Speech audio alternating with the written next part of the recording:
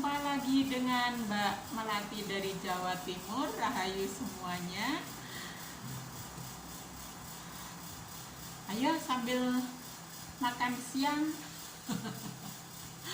sambil ngobrol-ngobrol tentang Nusantara lagi. Jangan lupa semua tetap jaga imunnya, jaga happy-nya, sehat selalu. Ngobrol tentang apa ya? Nah, tadi di grup ada video yang beredar itu tentang seseorang yang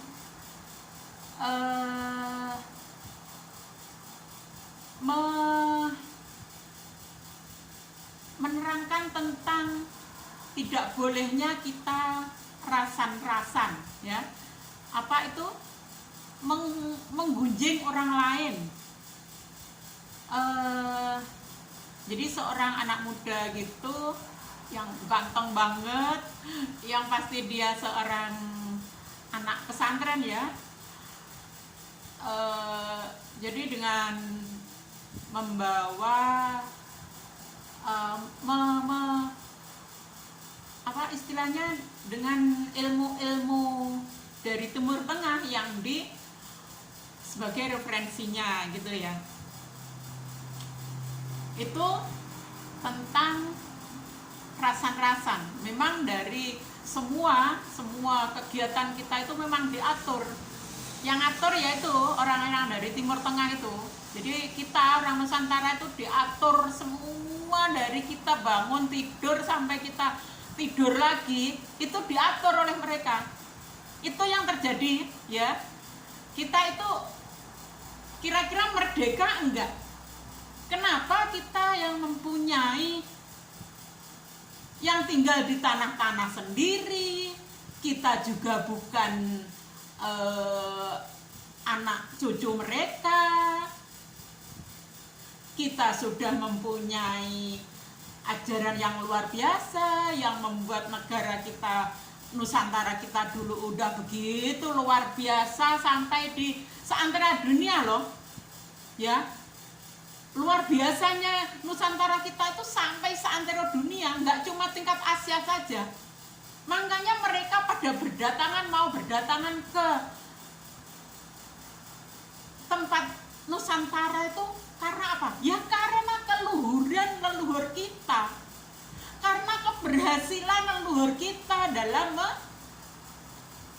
mengajak anak cucu jadi pribadi yang luhur, yang luar biasa, yang sangat surgawi. Jadi Nusantara itu sudah benar-benar rasa surga. Jadi mereka semua pada mau berdatangan, pada mau jadi penduduk di Nusantara, bukan jadi penduduk tapi ingin menguasai surga Nusantara itu. Itu yang terjadi ya. Nah, berbekal dari video itu tadi ya, saya tuh benar-benar jadi gusar gitu ya. Pasal yaitu seperti yang saya utarakan di depan tadi, bahwa tanpa kita memakai referensi-referensi dari Timur Tengah, kita itu sudah bisa. Enggak pakai kitab itu, kita dari kecil nurani kita itu sudah ngajak kita bagaimana jadi baik. Nurani kita akan tahu, oh ini baik, oh ini jelek, tahu tanpa referensi-referensi dari Timur Tengah itu. Kita hanya jadi budak mereka ketika kita mendewa-dewakan, membuat itu adalah macam yang harus kita ikuti. Itulah yang terjadi di kita. Kita nggak sadar itu ya. Itu kira-kira, dan saya pun sadar, saya juga baru tahun 2021 ini. Jadi dari kecil sampai tua, sampai usia 40 tahun lebih ini, hampir setengah abad ini, saya baru merasakan, oh lah iyalah, kita itu tanpa melihat dari referensi-referensi Timur Tengah itu, apa kita itu tidak bisa memilah mana baik mana buruk? Bisa, ya. Ya, pada kenyataannya orang tua kita ketika, karena kita dapatnya ya cuma warisan ya, jadi ya dapatnya orang tua ya yang dari sana, tidak boleh begini, tidak boleh begini, tidak boleh begini.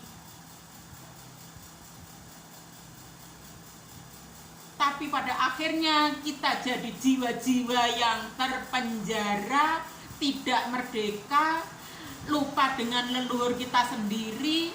Yang ada di mental kita, yang ada di otak kita itu adalah leluhur bangsa lain. Itu yang terjadi. Hah? Saya yakin dengan apa ya istilahnya, apa ya, cokro manggilingan itu dinamakan apa ya? Intinya setiap 500 tahun memang terjadi cokro manggilingan, saling jadi perputaran ya. Jadi yang tadinya di bawah, jadi tadinya leluhur itu dinista mau dilenyapkan, tidak boleh menggunakan ajaran leluhur, yang boleh dipakai adalah ajaran Timur Tengah. Akhirnya Timur Tengah naik. Nah, ini nanti, dan naiknya itu jadi sejak 500 tahun itu mulai sampai sekarang udah 500 tahun, dan ini kita akan menggunakan ajaran kita sendiri, yaitu pakai ajaran yang bernalar, berbudi, dan berilmu. Cukup itu saja. Segala sesuatu, segala kerjaan kita, segala apa yang kita kerjakan, segala aktivitas kita pakai nalar. Wah, ini gimana ya? Nalarnya dipakai. Kita tidak boleh mati akal kita. Beda dengan pakai ajaran Timur Tengah. Mati akal kita. Tidak boleh begini, tidak boleh begini. Kalau pakai nalar, kita berpikir makanan ini misalnya, kalau ajaran Timur Tengah istilahnya diharamkan, kalau kita tidak boleh.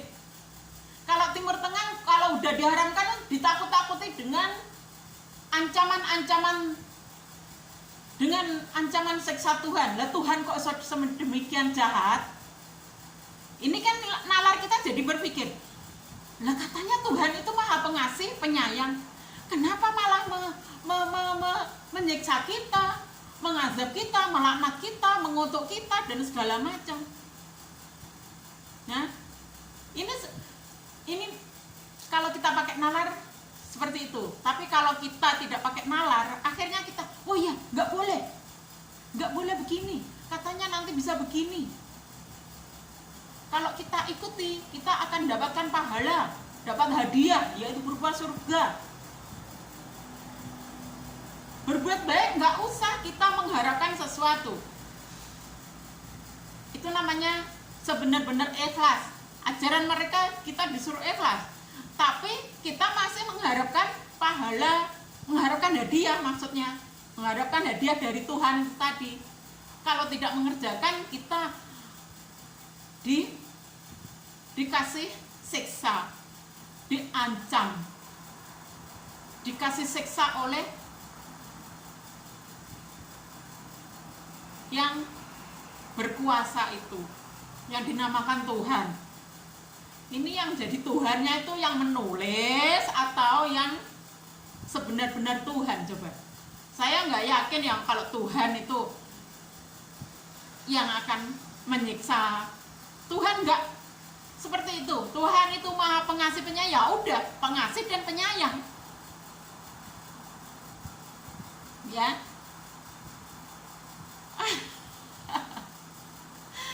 Intinya, mari kita jadi kembali ke jati diri kita sendiri. Jati diri Nusantara yang merdeka, ya.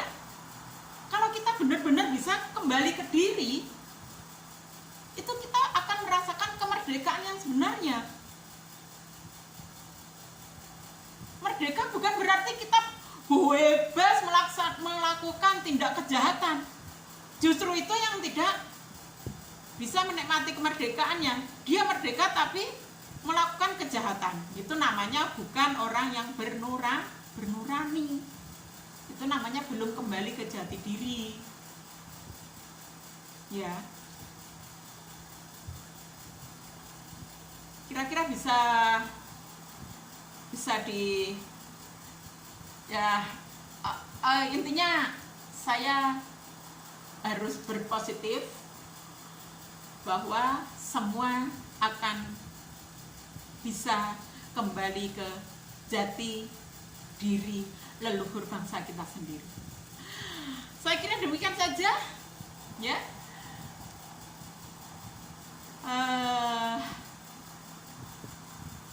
Sudah 10 menit ya, 10 menit ya. Terima kasih, mudah-mudahan bermanfaat walaupun sedikit. Sudah ungkapkan unek-unek, rasanya udah plong. Terima kasih mau menemani saya ngobrol. Saya akan lanjutkan makan siang saya. Pareng, matur sembah nuwun pareng. Rahayu, pareng.